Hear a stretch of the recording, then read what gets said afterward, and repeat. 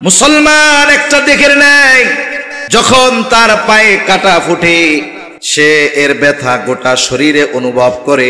যদি চোখে কোনো কষ্ট পায়, এই কষ্ট গোটা দেহের মধ্যে প্রভাব বিস্তার করে।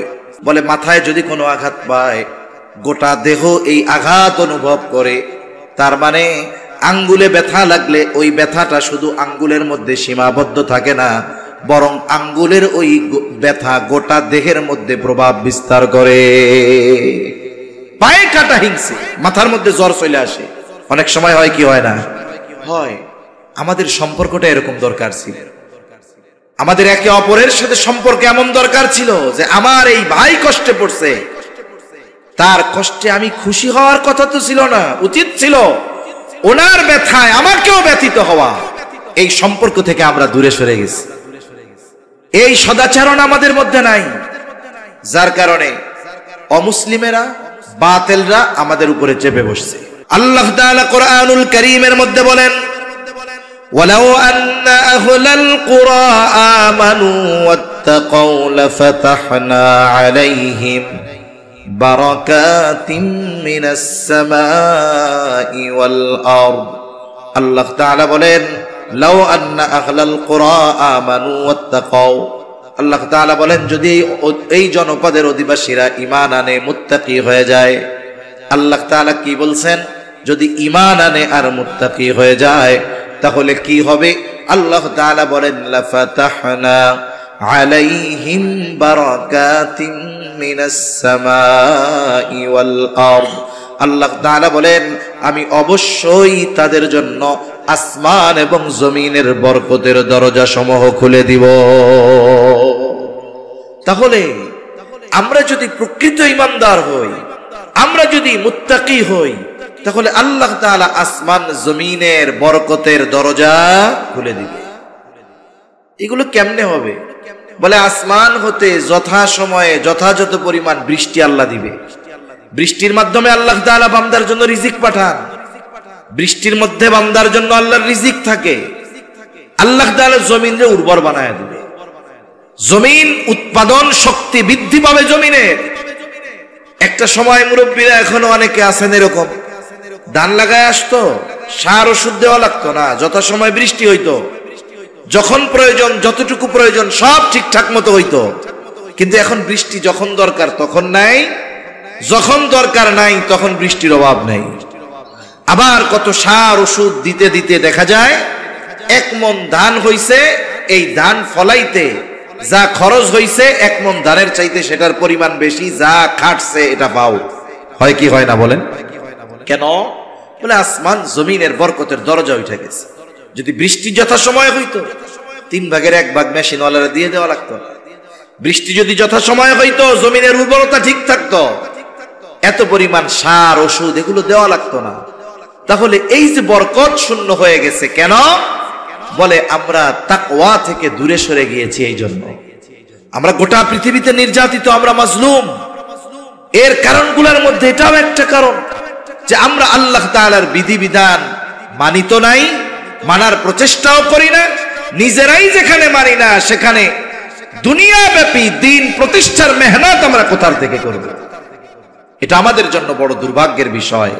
এজন্য আমাদের তাকওয়া অর্জন করা দরকার। ঈমানকে মজবুত করে প্রকৃত মুত্তাকি হয়ে আমরা যদি ঐক্যবদ্ধ হয়ে যাই, আমাদের ভ্রাতৃত্ব বন্ধন মজবুত হবে। আমাদের দ্বারা একটা সময় দেখা যাবে আমাদের দ্বারা শুরু হবে, আমরা না পারি আমাদের আগামী প্রজন্মের দ্বারা এই দুনিয়ার মধ্যে কোরআন সুন্নাহর আইন প্রতিষ্ঠা হবে। ঠিক কিনা বলেন?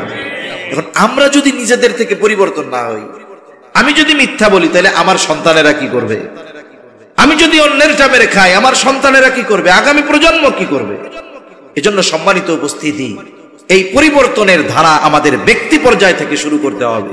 পরিবার পরিবর্তন হবে, সমাজ পরিবর্তন হবে, ইনশাআল্লাহ এক সময় রাষ্ট্র পরিবর্তন হবে। অনেকে চিন্তা করতে পারে, বলেন কি এখনো যদি নিজে পরিবর্তন হই তাইলে জাতি পরিবর্তন হবে কেমনে? আমি পরিবর্তন হয়ে মেহনত করি, দোয়া করি, দেখবেন ইনশাআল্লাহ আমরা যেটা অসম্ভব মনে করি সেটা কার জন্য অতি সহজ। জোরে বলেন। কত কিছুই তো আমরা অসম্ভব মনে করতাম, আল্লাহ সুবহানাহু ওয়া তাআলা সেটা সম্ভবে পরিণত করে দিয়েছেন। এজন্য আমরা যদি তাকওয়া অর্জন করি, দুনিয়া আখিরাত উভয় জাহানের লাভ আছে না নাই? ঈমানদার জান্নাতে যাবে, ঈমানের কারণে যারা পরিমাণ ঈমান যার আছে সে জান্নাতে যাবে। তবে সব জান্নাতীদের ফ্যাসিলিটি এক হবে না। যারা মুত্তাকি হবে তাদের জন্য ফ্যাসিলিটি ভিন্ন। আল্লাহ তাআলা কোরআনুল কারীমের মধ্যে বলেন, ইন্নাল মুত্তাকিনা ফি জান্নাতিন ওয়া নাহার ফি মাকআদি সিদকিন ইনদা মালিকিন মুকতাদির।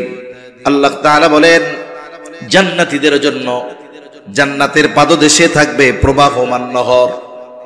এটা তো সবার জন্যই থাকবে। তাদের স্পেশালিটি কি? বলে তারা আল্লাহ রাব্বুল আলামিনের নিকটে বসার জন্য তাদের স্থান থাকবে। আল্লাহর নৈকট্য অর্জন করতে পারবে একমাত্র মুত্তাকিরা। এজন্য আমরা তাকওয়া অর্জন করব। এক কথায় আল্লাহ তাআলার আদেশ মানব, নিষেধগুলো থেকে বিরত থাকবো, বলেন ইনশাআল্লাহ। তাহলে নবীজি সাল্লাল্লাহু আলাইহি ওয়াসাল্লামের তিনটি উপদেশের একটি হলো, হে আবু যর, তুমি যেখানেই থাকো না কেন আল্লাহ তাআলাকে ভয় করো। 2 নম্বর নির্দেশ, ওয়া আতবি'is সাইয়্যাতাল হাসানাতা তামহুহা। তোমার দ্বারা যদি কখনো মন্দ কাজ হয়ে যায়, অন্যায় কাজ হয়ে যায়, তুমি অন্যায়ের উপরে স্থির থেকো না, বরং ভালো কাজ করো, কারণ ভালো কাজ মন্দ কাজকে মিটায় দেয়। আল্লাহ তাআলা কোরআনুল কারীমের মধ্যে বলেন, ইন্নাল হাসানাতি ইউযহিবানাস সাইয়্যাত। ভালো কাজ মন্দ কাজকে মিটিয়ে দেয়।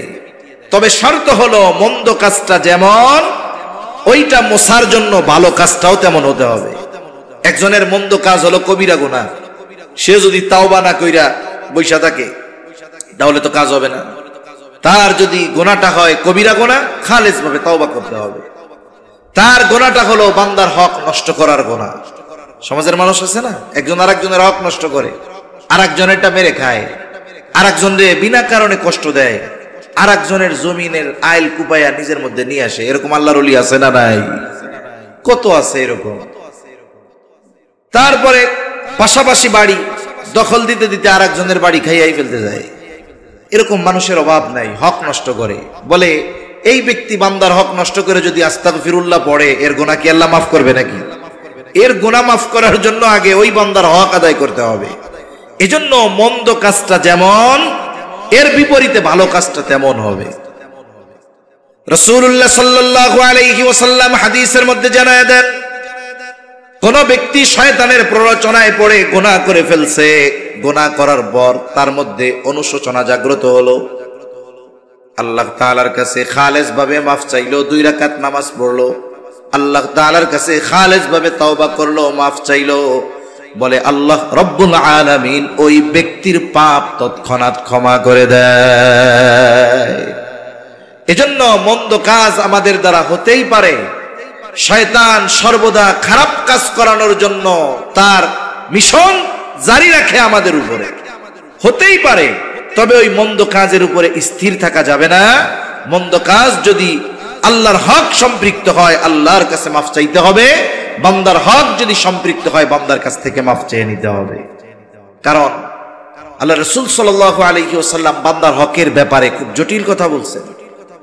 সাহাবায়ে কেরামকে নবীজি সাল্লাল্লাহু আলাইহি ওয়াসাল্লাম জিজ্ঞাসা করতেছেন, তোমরা কি জানো কিয়ামতের দিন সবচাইতে নিঃস্ব কে হবে, কে হবে মুফলিস? সাহাবায়ে কেরাম বলল, আল্লাহ এবং তার রাসূল ভালো জানে। নবীজি সাল্লাল্লাহু আলাইহি ওয়াসাল্লাম বললেন, কিয়ামতের দিন ওই ব্যক্তি সবচাইতে নিঃস্ব হবে যার নামাজের অভাব নাই, রোজার অভাব নাই, হজের অভাব নাই, দান সাদকার অভাব নাই। তবে একটা জিনিসে সমস্যা, সে মানুষের হক নষ্ট করত। বলে ওই ব্যক্তি হবে কিয়ামতের দিন মুফলিস, সবচাইতে বড় নিঃস্ব। কারণ দুনিয়ায় সে যাদের হক নষ্ট করেছিল, কিয়ামতের দিন দুনিয়ায় করা ওই আমলগুলো দিয়ে ওই ব্যক্তিদের হক আদায় করা লাগবে। দেখা গেল একজনের 500 টাকা মেরে রেখেছিল, দুনিয়ায় দেয় নাই। কিয়ামতের দিন ওই ব্যক্তি কইল, আল্লাহ আমি ওর কাছে 500 টাকা পাই। আল্লাহ বলবে, দাও, টাকা দিয়ে দাও, হক আদায় করো। ওইখানে কি টাকা পয়সা আছে নাকি? ওইখানে তো টাকা নাই, ওইখানের কারেন্সি নেকি। যার নেকি আছে ধনী, যার নেকি নাই সে গরিব। ওইখানের লেনদেন হবে সওয়াব আর গুনাহ দিয়ে। এইবার ওই ব্যক্তি বলবে, আল্লাহ আমার টাকার প্রয়োজন নাই, আমার 500 টাকা লাগবে না, এর বদলে ওই যে হজ করেছিল ওই হজের সওয়াবটা আমারে দিয়া দিক। তাহলে চিন্তা করেন, দুনিয়ায় মানুষের ছোট হক নষ্ট করে কিয়ামতের দিন বড় আমল দিয়ে তার হক আদায় করতে হবে। বলে যদি আমল না থাকে, সওয়াব না থাকে, যার হক নষ্ট করেছে তার গুনাহ নিয়ে হক আদায় করা লাগবে। এজন্য জীবনটা এমন ভাবে গড়ার চেষ্টা করি যেন দুনিয়া থেকে যাওয়ার সময় আমার আপনার কাছে কোনো মানুষ কোনো কিছু পাওনা না থাকে। রাসূলুল্লাহ সাল্লাল্লাহু আলাইহি ওয়াসাল্লাম যার আগে পরের সব আল্লাহ মাফ করে দিয়েছেন। নবীজি দুনিয়া থেকে যাওয়ার 9 দিন আগে সাহাবা ইকরামকে মসজিদে নববীর ভিতরে ডাকছেন। যে কথাগুলো নবীজি তখন বলেছেন এর মধ্যে একটা কথা, তোমরা যদি কেউ আমার কাছে কোনো পাওনা থাকো চেয়ে নাও, আমি চাই না কেউ আমার কাছে কোনো কিছু পাওনা থাকবে আর এই অবস্থায় আমি আল্লাহ তাআলার সাথে মিলিত হব। নবীজি সাল্লাল্লাহু আলাইহি ওয়াসাল্লাম সাহাবা ইকরামকে বলতেছে, আমার কাছে যদি কেউ কোনো কিছু পাওনা থাকো চেয়ে নাও, আমার কাছে কেউ কোনো কিছু পাওনা থাকবে আর আমি এই অবস্থায় আল্লাহর সাথে মিলিত হব, এটা আমি পছন্দ করি না। অনেকে আমরা মনে করি হক মনে হয় শুধু টাকা পয়সা ধন দৌলত জমি জাতি এগুলার সাথে সম্পৃক্ত, না না, আচরণটাও হকের সাথে সম্পৃক্ত। এই জন্য নবীজি বলেন আল্লাহ তাআলা কিয়ামতের দিন বাদী বিবাদীর ভিতরে ফয়সালা করে দিবে, ওই দিন আসার আগে তোমরা সতর্ক হয়ে যাও।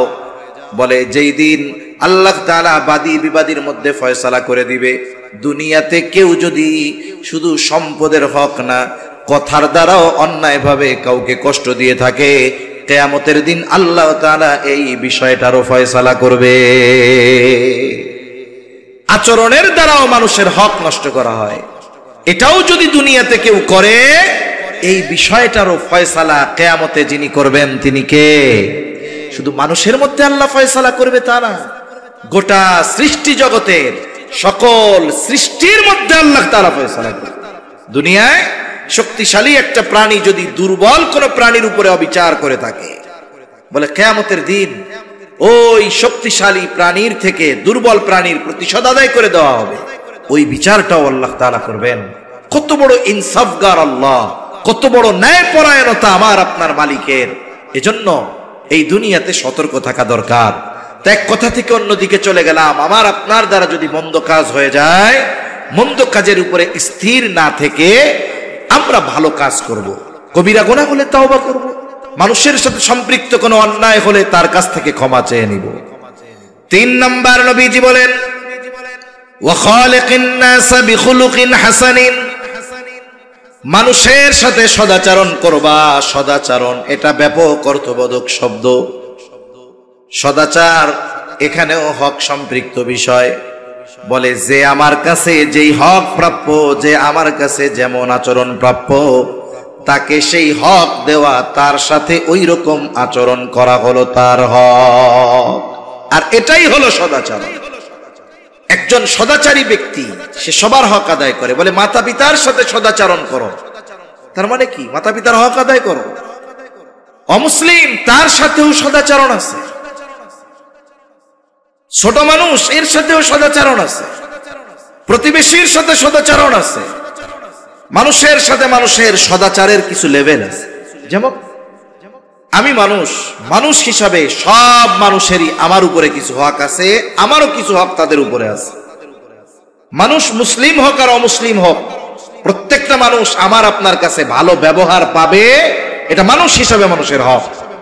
অনেক সময় আমরা চিন্তা করি যে একই সমাজের মধ্যে মুসলিম আছে অমুসলিম আছে, হ্যাঁ ইমানদার মুসলিম, মুসলিম হিসাবে আলাদা কিছু হক সে আমার কাছে পাও না, এটা তো অবশ্যই। কিন্তু একজন অমুসলিমও যদি সমাজে বসবাসকারী হয়, আমার প্রতিবেশী হয়, একজন অমুসলিমও আমার কাছ থেকে সদাচরণ, এটা তার হক। আয়েশা সিদ্দিকা রাদিয়াল্লাহু তাআলা আনহা নবীজি সাল্লাল্লাহু আলাইহি ওয়াসাল্লামকে জিজ্ঞাসা করতেছে, ইয়া রাসূলুল্লাহ সাল্লাল্লাহু আলাইহি ওয়াসাল্লাম, আমার দুইজন প্রতিবেশী, একজন মুসলিম আর একজন হলো ইহুদি, একজন মুসলিম আর একজন ইহুদি। ইয়া রাসূলুল্লাহ, প্রতিবেশী হিসাবে কে আমার কাছে বেশি হক পাও না? নবীজি সাল্লাল্লাহু আলাইহি ওয়াসাল্লাম এই হকের কথা বলতে গিয়ে ধর্মের দিক দিয়ে বিভাজন করেন নাই, এ কথা বলেন নাই যে ইমানদার যে সে তোমার কাছে বেশি হক পাও না।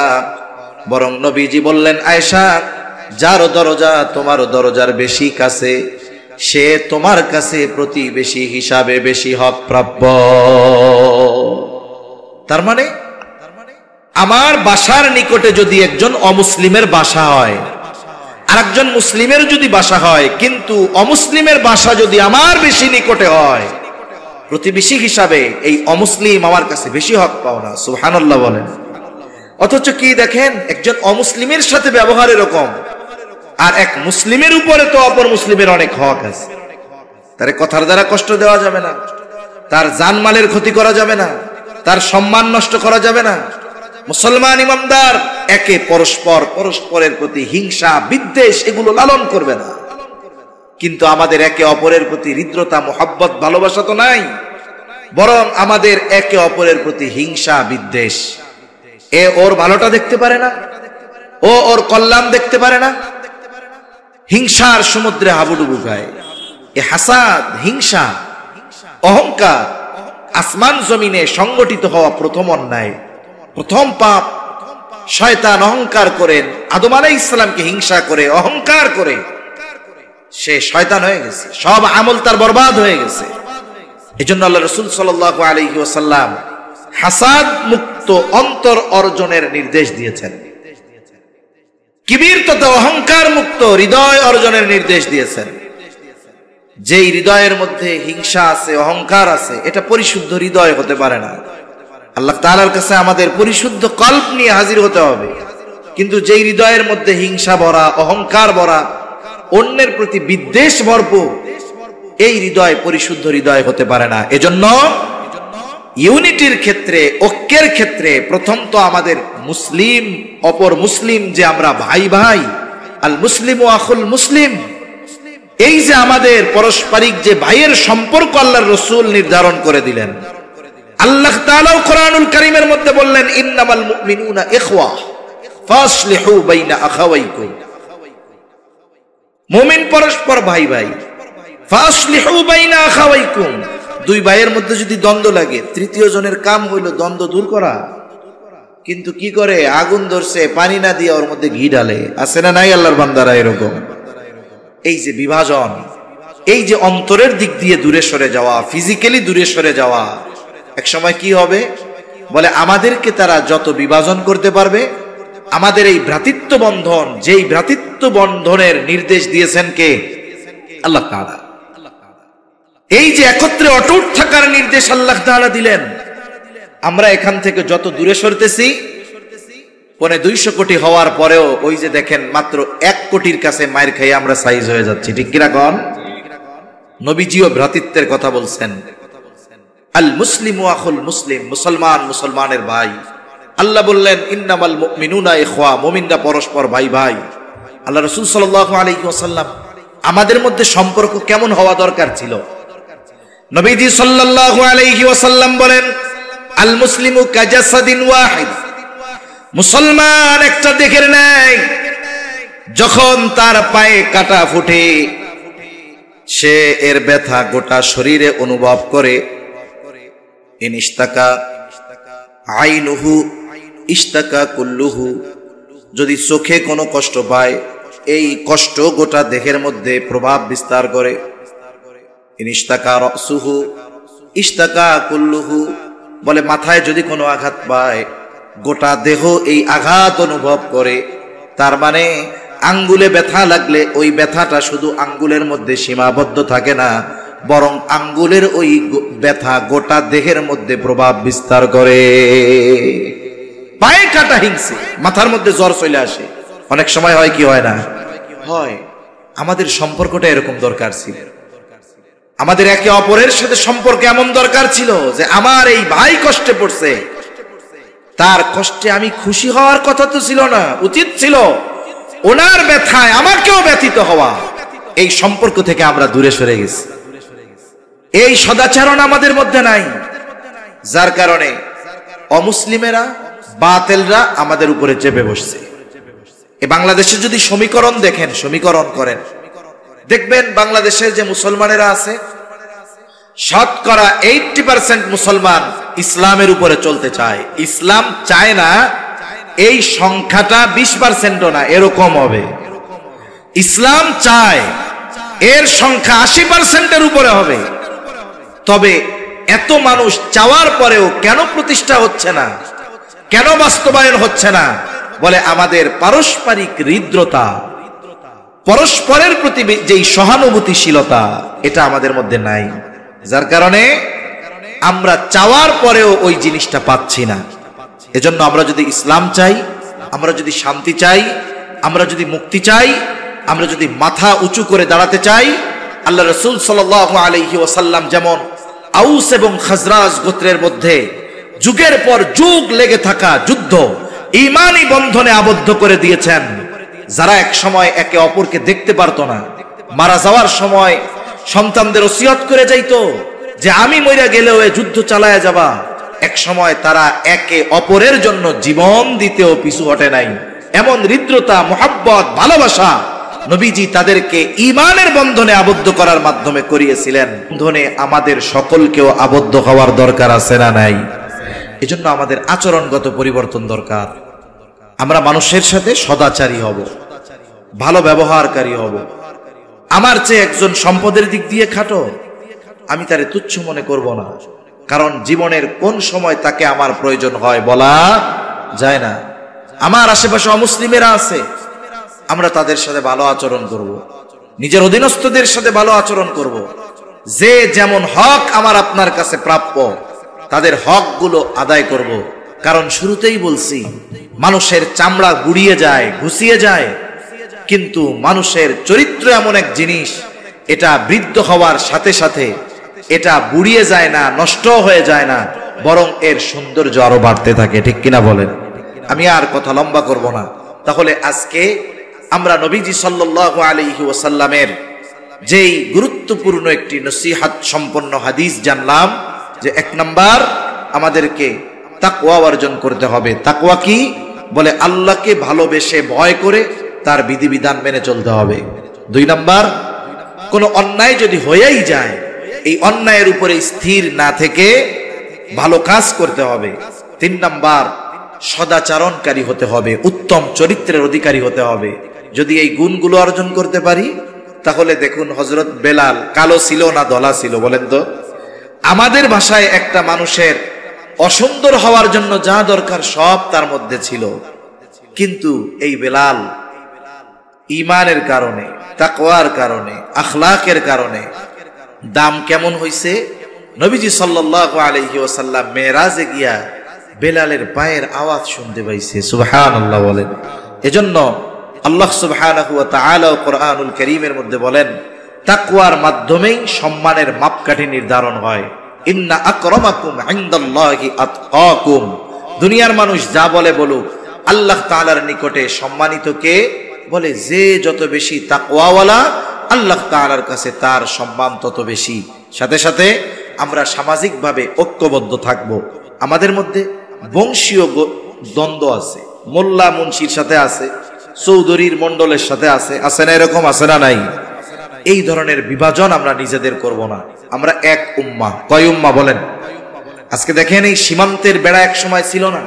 এই যে মধ্যপ্রাচ্যের দেশগুলো নিয়ে আমরা আফসোস করি যে দুবাই কি করে, আরব আমিরাত কি করে, সৌদি আরব কি করে, কাতার কি করে, মিশর কি করে, লেবানন কি করে, জর্ডান কি করে, আমরা এইভাবে আফসোস করি। আজকে দেখেন মিশরের সীমান্তের দেয়াল, মুসলমানদের মধ্যে জাতীয়তাবাদ ঢুকছে, যে আমি মিশরি জাতি, আমি অমুক দেশের জাতি। এই যে জাতীয়তাবাদ ঢুকছে, সীমান্তের দেয়াল দিয়ে দিছে। এক পাশে ফিলিস্তিনের গাজ্জার মুসলমানদেরকে, নিরস্ত্র নিরহ মুসলমানদেরকে ইসরায়েল বোমা মেরে স্থাপনা ধ্বংসের সাথে সাথে গণহত্যা চালাচ্ছে, আর সীমান্তের এপারে একটা দেয়াল শুধু মধ্যে মিশরের মানুষ মজা মাস্তি ফুর্তি করতেছে। এই যে কেন? এই বিভাজনের কারণে। এজন্য এই বংশীয় দ্বন্দ্ব, বংশীয় কৌলিন্য, এগুলো নবীজি সাল্লাল্লাহু আলাইহি ওয়াসাল্লাম সব বাদ দিয়ে দিয়ে কথা বলছেন। এগুলো যদি আমরা ধারণ করি তাহলে একে অপরের সাথে যেই হৃদ্রতার যেই সম্পর্ক, এটা হবে না, এটা আস্তে আস্তে আরো দূরত্বের কারণ হবে। এজন্য আমরা চিন্তা করব যে আমরা সবাই এক কালিমার ভাই, আমাদের মিশন এক, আমরা এক উম্মাহ, কে কোন বংশের দেখব না। আমরা চিন্তা করব আমরা সবাই আল্লাহর গোলাম মুহাম্মাদুর রাসূলুল্লাহ সাল্লাল্লাহু আলাইহি ওয়াসাল্লামের উম্মত। এটাকে যদি প্রাধান্য বেশি দেই তাহলে দেখবেন এক ভাই কষ্ট পাইলে ওই কষ্টটা আমারও লাগবে, আরেক ভাইয়ের দুঃখে আমার দুঃখ লাগবে, আরেক ভাইয়ের সফলতায় আমার আনন্দ আসবে। আর যদি না হয় তাহলে আরেক ভাইয়ের কষ্ট আমারে আনন্দ দিবে, আরেক ভাইয়ের ব্যর্থতা আমার আনন্দের কারণ হবে, আরেক ভাইয়ের সফলতা আমার হিংসার কারণ হবে, আরেক ভাইয়ের কল্যাণ তার প্রতি আমার বিদ্বেষের কারণ হবে। আমাদের জবান, আমাদের অন্তর হিংসা বিদ্বেষ এগুলোতে ভর্তি হয়ে যাবে। এজন্য সম্মানিত উপস্থিতি, শুধুমাত্র মৌখিকভাবে ভ্রাতৃত্ব বন্ধন নয়, আমাদের আন্তরিকভাবে অন্তরের দিক দিয়ে আমাদের একে অপরকে ভ্রাতৃত্ব বন্ধনের সুতায় আবদ্ধ করতে হবে। আল্লাহ সুবহানাহু ওয়া তাআলা এই গুণগুলো অর্জনের মাধ্যমে আমাদের পারস্পরিক যত বিভেদের দেয়াল আছে সবগুলোকে দূর করে এক সুতোয় আবদ্ধ হওয়ার তৌফিক আল্লাহ দান করেন। সকলে বলি আমিন। ওয়া আখিরু দাওয়ানা আনিল হামদুলিল্লাহি রাব্বিল আলামিন। আসসালামু আলাইকুম ওয়া রাহমাতুল্লাহি ওয়া বারাকাতুহু। আমরা দুরূদ শরীফ পড়ি। আল্লাহুম্মা সাল্লি আলা মুহাম্মদ ওয়া আলা আলি মুহাম্মাদিন কামা সাল্লাইতা আলা ইব্রাহিম ওয়া আলা আলি ইব্রাহিম ইন্নাকা হামিদুম মাজিদ। আল্লাহুম্মা বারিক আলা মুহাম্মাদিন ওয়া আলা আলি মুহাম্মদ কামা বারাকতা আলা ইব্রাহিম ওয়া আলা আলি ইব্রাহিম ইন্নাকা হামিদুম মাজিদ। আলহামদুলিল্লাহি রাব্বিল আলামিন ওয়াল আকিবাতু লিল মুত্তাকিন। আসসালাতু ওয়াসসালামু আলা খায়রি খালকিহি মুহাম্মাদিন ওয়া আলা আলিহি ওয়া আসহাবিহি আজমাইন। রব্বানা যালামনা আনফুসানা ওয়া ইল্লাম তাগফির লানা ওয়া তারহামনা লানাকুনান্না মিনাল খাসিরিন। রব্বানা আতিনা ফিদ দুনিয়া হাসানাহ ওয়া ফিল আখিরাতি হাসানাহ ওয়া কিনা আযাবান নার। ربنا لا تزغ قلوبنا بعد إذ هديتنا وهب لنا من لدنك رحمة إنك أنت الوهاب। রব্বুল আলামিন, গভীর রাত পর্যন্ত দিনই আলোচনার পরে গুনাহ মাখা হাত আমরা তুলে ধরেছি। আয় আল্লাহ, যে যেখান থেকে হাত উঁচু করেছে আমাদের বিগত জীবনের সব গুনাহগুলো মাফ করে দেন। আমাদের আত্মীয় স্বজন যে যেখানে আছে মাফ করে দেন। যারা দুনিয়া ছেড়ে চলে গেছে মাফ করে কবরগুলো জান্নাতের টুকরো বানায়া দেন। আয় আল্লাহ, আজকের এই মাহফিল আপনি কবুল আর মঞ্জুর করে নেন। রব্বুল আলামিন, মাহফিল কামিয়াবির জন্য অর্থ দিয়ে, শ্রম দিয়ে, পরামর্শ দিয়ে উপস্থিত হয়ে যে যেভাবে সহযোগিতা করেছে আল্লাহ সকলের সকল প্রকার সাহায্য সহযোগিতা কবুল আর মঞ্জুর করে নেন। আয় আল্লাহ, মাহফিলকে এলাকার হেদায়েতের জরিয়া বানায়া দেন। উলামায়ে কেরাম যত কিছু আলোচনা করেছে, যে যতটুকু শ্রবণ করেছে, প্রয়োজনীয় কথাগুলো স্মরণ রেখে আমলের কথাগুলো আমলে পরিণত করার তৌফিক আল্লাহ আপনি দান করেন। রব্বুল আলামিন, খাস করে মালিক, আমাদের আত্মীয় স্বজন আয় আল্লাহ যারা দুনিয়া ছেড়ে চলে গেছে মাফ করে দেন। আশেপাশে যত কবরস্থান আছে, যত মুমিন মুমিনাত শায়িত আছে আল্লাহ সকলের কবরগুলো আপনি জান্নাতের টুকরো বানায়া দেন। রব্বুল আলামিন, খাস করে তামাম দুনিয়ার মুসলমানদের জানমাল আপনি হেফাজত করেন। আল্লাহ, ফিলিস্তিনের মাজলুম মুসলমানদের হেফাজত করেন। আল্লাহ, তামাম দুনিয়ার মুসলমানদের এক হওয়ার তৌফিক আল্লাহ আপনি দান করেন। আমাদের একে অপরের প্রতি হৃদ্রতা ভালোবাসা বাড়ায়া দেন। আয় আল্লাহ, আমাদের অন্তর লোভ হিংসা অহংকার মুক্ত করে দেন। আয় আল্লাহ, পরস্পর বিদ্বেষ হানাহানি থেকে বেঁচে থাকার তৌফিক দান করেন। আয় আল্লাহ, মুমিন ভাইয়ের সফলতায় আনন্দিত হয় এমন হৃদয় আপনি আমাদের দান করেন। প্রত্যেকটা মুমিনের কষ্টে আমাদের ব্যথিত হওয়ার মতো হৃদয় আল্লাহ আপনি আমাদের দান করেন। অভাবীর অভাব দূর করে দেন, ঋণগ্রস্তের ঋণ পরিশোধের তৌফিক দিয়া দেন। আয় আল্লাহ, যে যে পেশায় নিয়োজিত বরকত দান করেন আল্লাহ। আয় আল্লাহ, যারা বেকার আছে হালাল কর্মসংস্থানের ব্যবস্থা করে দেন। রব্বুল আলামিন আমাদের সকলকে বারবার মক্কা মদিনা জিয়ারতের তৌফিক দিয়ে দেন। মা বোনদের কবুল করেন, পর্দা নিশিন বানায় দেন। 5 ওয়াক্ত নামাজ যথাযথভাবে আদায় করার তৌফিক দেন আল্লাহ রব্বুল আলামিন। সকল প্রকার পাপাচার অনাচার অশ্লীলতা থেকে বেঁচে থাকার তৌফিক ও হিম্মত আল্লাহ আপনি দান করেন। রব্বুল আলামিন আমাদের দেশের উপরে খাস রহমত নাজিল করেন। আসমানি জমিনি সকল বালা মুসিবত থেকে হেফাজত করেন। আয় আল্লাহ, যারা দেশ নিয়ে ইসলাম নিয়ে ষড়যন্ত্র চক্রান্তে লিপ্ত আল্লাহ, তাদের সকল ষড়যন্ত্র চক্রান্তকে আপনি ধ্বংস করে দেন। আয় আল্লাহ, কার মনে কি চাওয়া জানি না, সকলের মনের অনেক চাওয়া অনেক আশা আপনি কবুল আর মঞ্জুর করে নেন।